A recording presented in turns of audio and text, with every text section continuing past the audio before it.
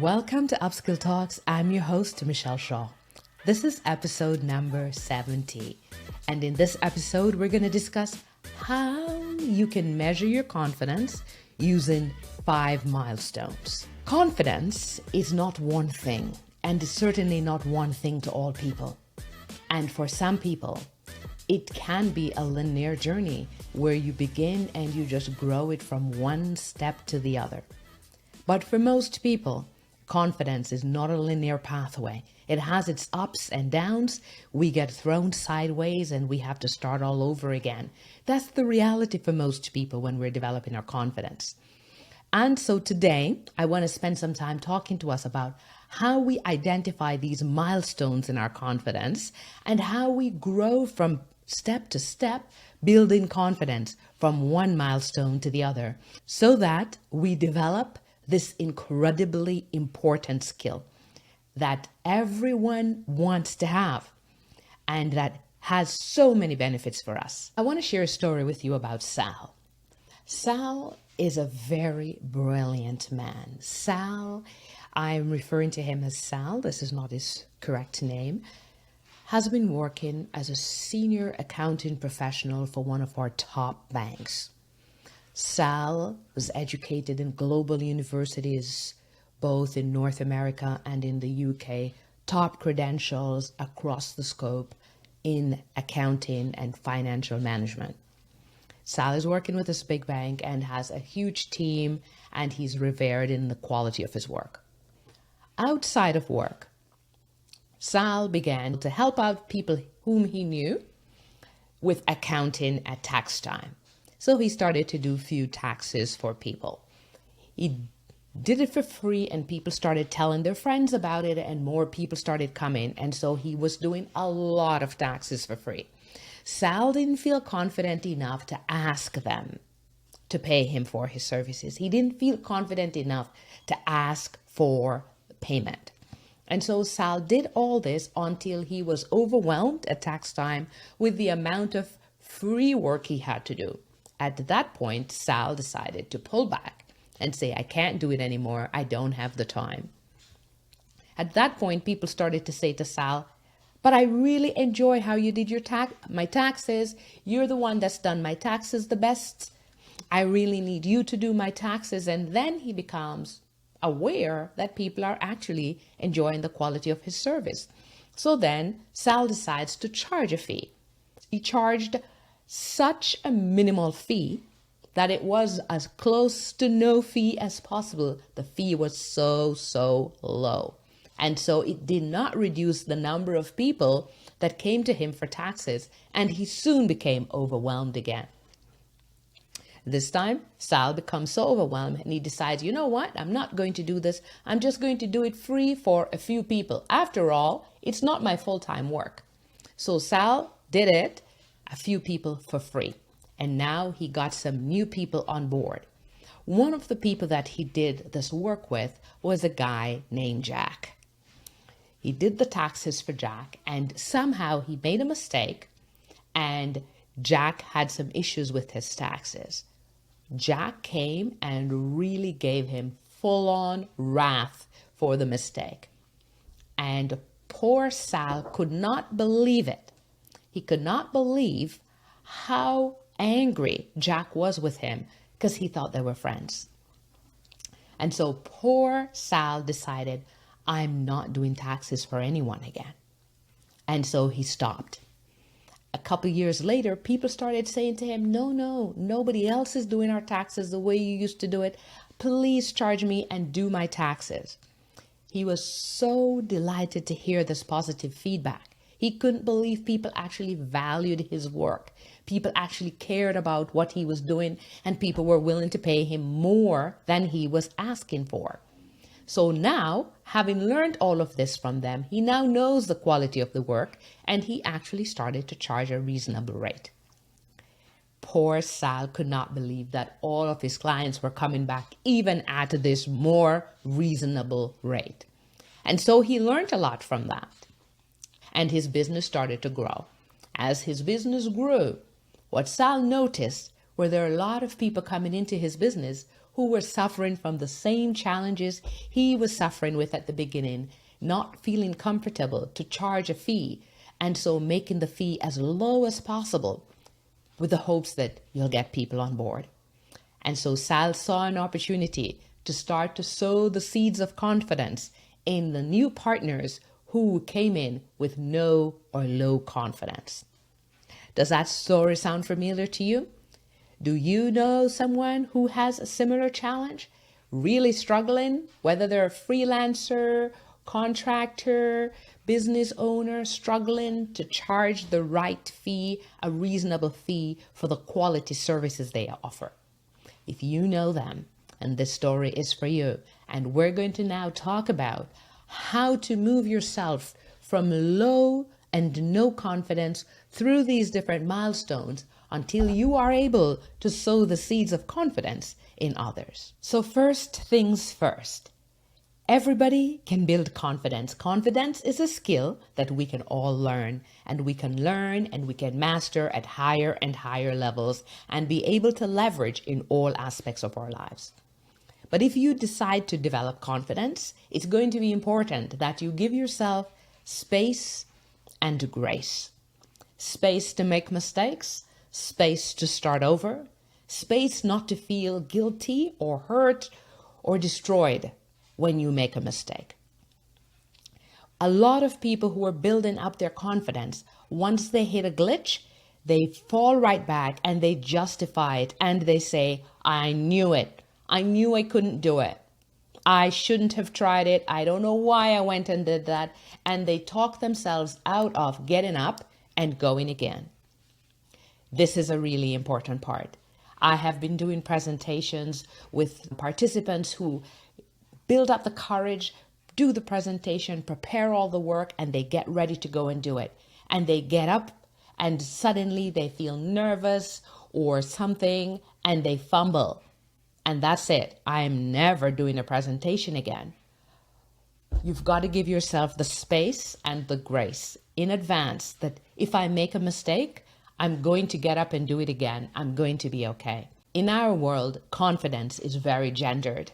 Gendered in the sense that the confidence that we have, the research suggests that men, for instance, applying for a job, they only need to meet 50% of the criteria and they'll go ahead and apply. Women, on the other hand, the research suggests, need to hit 100% of the criteria before they even apply. Now, the research suggests this. I want to clarify for you that not all men and not all women respond or have confidence equally. There are some men, immigrant men, trans men, many different men who don't feel the confidence that the average man feels, and perhaps previously marginalized men may also not feel that confidence. Likewise, there are some women who will hit it at 50% and others who will hit it even when they're 80%, even when they're 25%, they will hit it. So when we take this information, we treat it with a grain of salt, understanding that the journey is not the same for all of us, and we don't deal with confidence in big groups, but that it's an individual journey. But this journey, it's not a destination. We're always on this journey. And what I want you to know is when you make a mistake, get back up and go again. So this story of Sal that I walked you through is what I'm going to use to talk a little bit about where you are in your confidence journey and what steps you can take.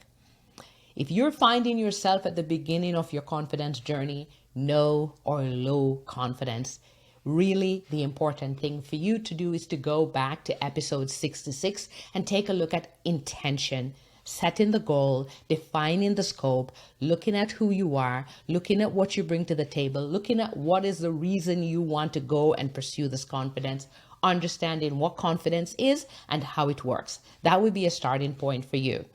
The bottom line is, if you're low or no confidence, you can grow your confidence. You can grow your confidence by taking very simple steps. Those are the steps I outlined in episodes 66, 67, and 68. No or low confidence. You can grow past other people in their confidence if you're serious about it, if you give yourself the opportunity to practice, and if you make it something that you commit yourself to. The bottom line is, if you're a freelancer, if you're a consultant, if you're a business person or so on, when you have no confidence in what you do and you don't feel the courage to charge for what you do, you are double disadvantaging yourself, because you are making people feel like you don't have the right value attached to your service.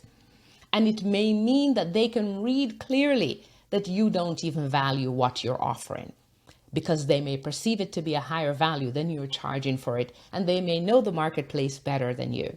So take some time at the low and no stages to do your self-analysis, to look at what your strengths are, what your weaknesses are, what opportunities you can leverage because of your strengths, and what threats may get in the way because of your weaknesses. That's an important thing to do when you're feeling no or low confidence.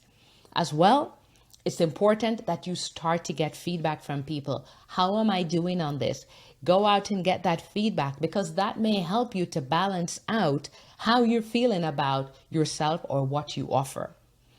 And thirdly, when you get the feedback, take it. I know a lot of people that struggle with confidence. If you say to them, you are really good at this, they're like, no, I'm not. No, I don't deserve this.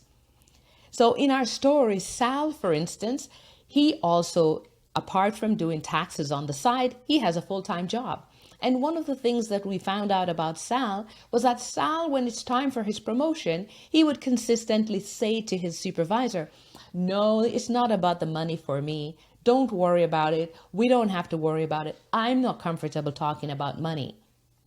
But later on, when Sal had exposure to the salaries of his teammates, when Sal realized that his most senior accountant was almost making the same amount of money as him, that's supervising this massive team, he was gutted. He was hurt. He felt betrayed. But he is the one that said he didn't need the money. The money wasn't important to him. Very likely his senior accountant was asking for more and demanding more and not accepting less.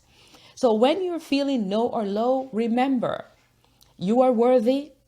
You bring value, know what that value is, know what you deserve for it. Whether you desire it or not, you deserve it. And stand up for what you believe in and stand up for what you're worth.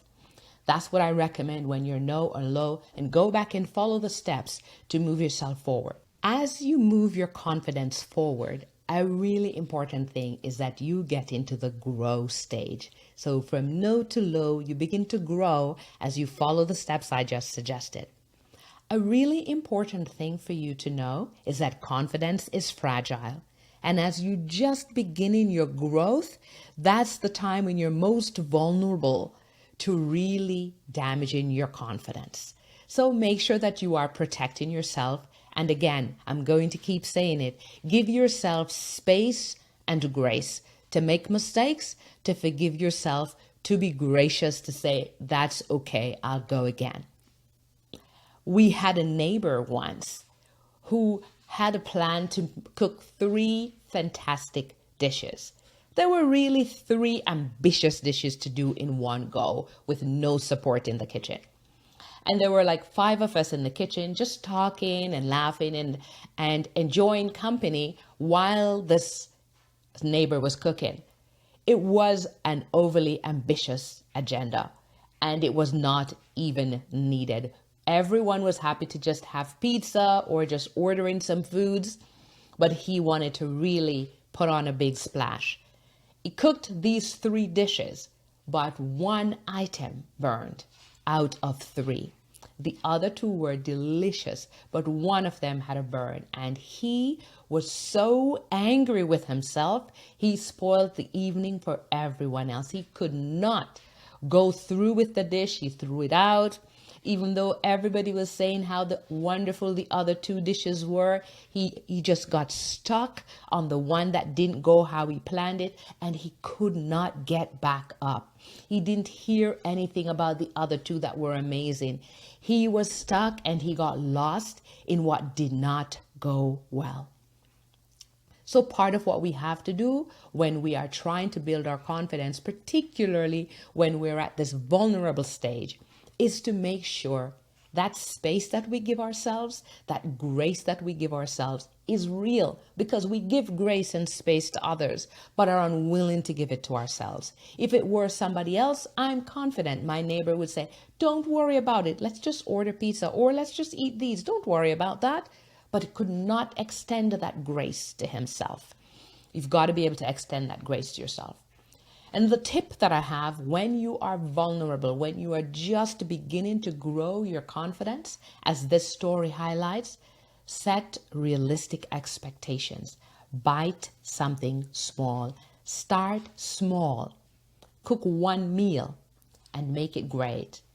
Don't cook two until you've done one and it was fabulous. Then next time, do two and make two fabulous. And then the next time, go for three. Go at your own pace, but go one step at a time. Building confidence is a process. It's a journey. You don't need to go from step 1 to 3. When you're in your vulnerable place, when you know your confidence is still fragile, don't overdo it. Don't overshoot it. Don't overset it. One single bite at a time.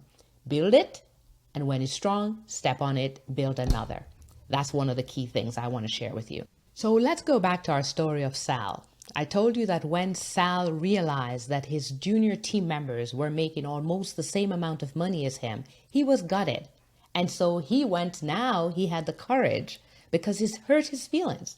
Now he had the courage to go and talk to his senior people to move his income. When Sal was going for that meeting, Sal took some time to reflect on what value he brought to the organization. He stopped to think about his credentials, his exposure, all the experiences he'd had, the fact that he was able to use different kinds of accounting systems, that he was great supervising his team, all of these things that Sal didn't bother to think about before. He was able to sit and make a note of those and map those out, consolidate those, and be able to tell a story to his supervisor about the great work and results he was having in his organization, and the why this should never happen, that there needed to be a difference between what his team members were making and what he was making. What Sal did eventually helped him to know the value that he brings. This is important for confidence. And this is something that you can start doing right now. When was the last time you paused to just map out your accomplishments, your contributions to the organization, just the value that you bring, what the strengths you are? More recently, we had a session at UpSkill Community talking about our optimal range, the range that we function in, the skills and knowledge and experiences, how broad our range is. Are you able to sit and reflect on your range, the effort you bring, the qualities you bring, the accomplishments, the value that you add to your teammates, to your organization?